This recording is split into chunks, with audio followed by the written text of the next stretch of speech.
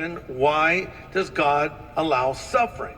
This is effectively what they're asking. They say, Lord, verse 2, who sinned, this man or his parents, to be in the state he's in? In other words, why was this man born blind? And we could take that further and ask the question, why are babies born with a disability? Why is there war? Why is there terrorism? Why is there tragedy? Why? It goes on and on. And some of you maybe struggle with these things because you were dealt a bad hand in life, so to speak. You were raised in a home that fell apart, or an abusive home, or an alcoholic home, or someone very close to you died when you were young, or some tragedy has befallen you even recently, and it makes no sense to you, and you're sort of angry at God. I hear people say, I'm mad at God. Really, in the classic statement of this problem, either God is all-powerful, but he's not all good, therefore he doesn't stop evil, or he's all good, but he's not all-powerful, therefore he can't stop evil. And the general tendency is to blame God for all of the evil and all the suffering in the world, effectively to pass all the responsibility on to him. And so this is not a rational thing that is happening when people do this, but there's nothing rational about it. People are just upset, and so they're passing these things on. And so here now Jesus is going to sort of set the record straight. And let's deal with this question. Can physical suffering on earth be a result of sin? The answer is yes and no. Let me say in a broad sense, all suffering is a result of sin. And I don't mean personal. Like if someone's born with a disability, I'm not suggesting they did something bad to deserve that. Not at all. All suffering, aging even, death, it's all a result of sin. You see, it was never God's plan for us to get sick. It was never God's plan for us to get old. It was never God's plan for me to be bald, all right?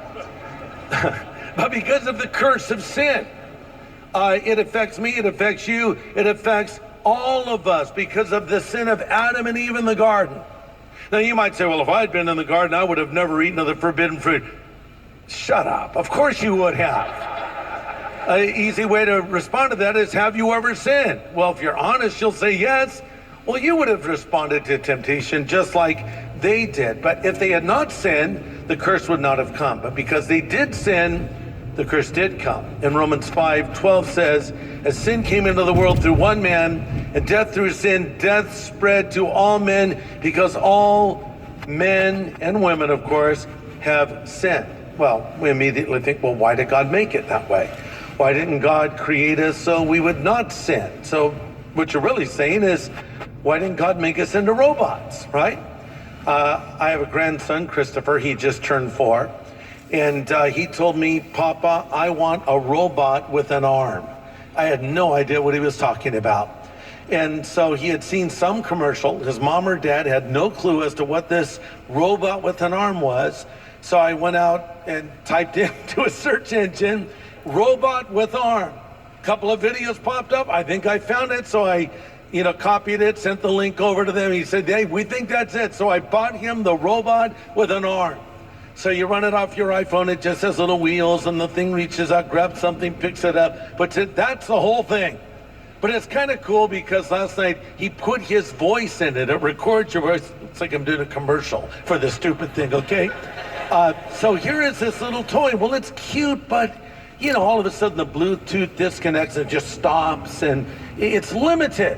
What, do you want to be a robot with an arm, with a pre-recorded voice? Or do you want to have a free will? And one of the good things about getting back from a trip, hopefully, is people missed you.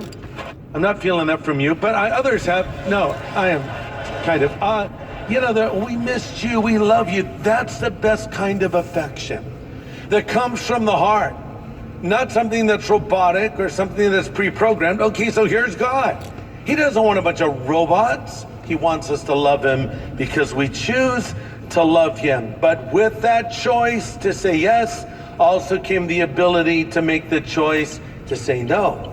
So free will is our greatest blessing, and in some ways, our worst curse. And so really we come down to this question about suffering, why it happens. And we always want to find cause and effect. I remember when 9/11 happened, and some said this was the judgment of God on America. And I thought, really, why the World Trade Center in particular? Are there more wicked places in America than the World Trade Center? Are there more wicked places on earth than New York City? You know, we begin to take that and think it through rationally, and it begins to not make sense. And I think it's always a big mistake to find cause and effect for tragedy. Oh, that happened because they were wicked. Really? Well, Jesus actually told a story in the book of Luke, chapter 13, about a tower that fell on a group of Gentiles. And so Jesus asked the rhetorical question, were they the worst sinners in Jerusalem? And then they said, no, I tell you again, unless you repent, you will also perish. So basically, Christ is addressing this idea of bad things happening that make no sense. And here's what he's saying, in effect. Bad things happen. People die. There are not always explanations. Sometimes we see evil people do evil things and pay the consequences, right? And sometimes we see godly people killed. A bus full of people going to a church retreat are killed by a drunk driver that pulls out of his lane and hits them, and he survives. We say, where's the justice in that? And we don't understand that bad things happen that are inexplicable this side of heaven. Here was Christ's point. Hey, you think they were the worst sinners? Actually, they weren't. And unless you repent, you will perish. In other words, guess what, guys? No one gets out of here alive. Everyone's going to die. You're saying, Greg, this is like the most depressing message I've ever heard. Go back to the robot story. Let me finish. It'll get better, but I want to lay this foundation because we need to understand this. If bad things happen, Christians get cancer. Christians are killed in automobile accidents. Godly people face tragedy. It is not always something we can explain, but the most important thing for us is we have hope as followers of Jesus Christ, because there's more than life on this earth. There is life beyond. So that's the key.